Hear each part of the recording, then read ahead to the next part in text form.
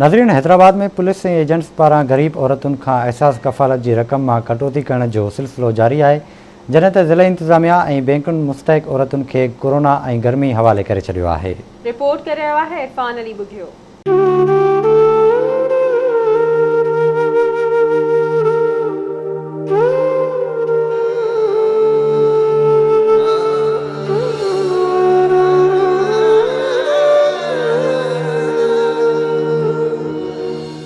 Hyderabad police बेवा बेवस लाचार ऐं मिसकीन औरतुनि जे वज़ीफ़े जी रक़म मां 500 खां 2000 रुपया कटौती करण खे धंधो बणाए छॾियो आहे।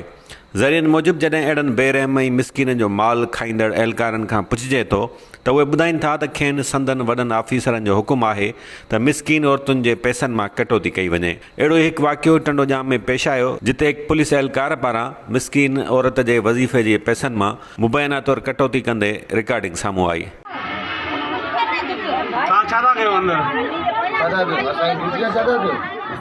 पैसा कढी ॾींदो या तुम्हें कार्ड कंहिंजो तो पुलिस पैसा कढी ॾींदो मैं छो 12 मिलते हैं। अब देखो कितने देते हैं वो।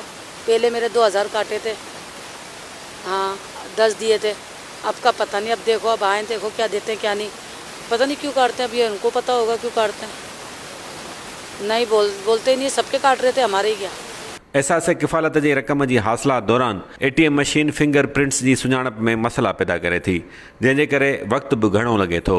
मशीन इस दफ़ा ज़रा ऐसी दी है कि थोड़ा मसला कर रही है, टाइम जो है ज़्यादा लग रही है। एक दफ़ा मिस हो जाता है, दोबारा फिर तस्वीरें लेनी है, फिर फिंगर लेने हैं, फिर तस्वीर लेनी है, फिर फिंगर लेनी है। एक कार्ड के अंदर 5, 7, 8, 10 मिनट लगते हैं, बाद दफ़ा 15 मिनट भी लग जाते हैं। फिंगर का बहुत बड़ा इशू है।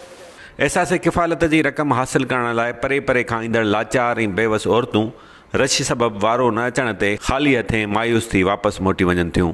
मजबूर है, बेवा औरत है, इसलिए हम कहते हैं कि हमें थोड़ा मिल जाए तो थोड़ा सहारा हो जाए। भाई ये हमें पता नहीं क्यों, हमें तो मिले नहीं।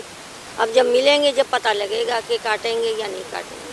बेटा कल भी ऐसे आके खवारी करके चले गए, कार्ड लेके वापस चले गए। हम नंबर ही नहीं आ रहा था, वो औरतें खड़ी हो रही हैं, फिर बैठ रही हैं, फिर खड़ी हो रही हैं।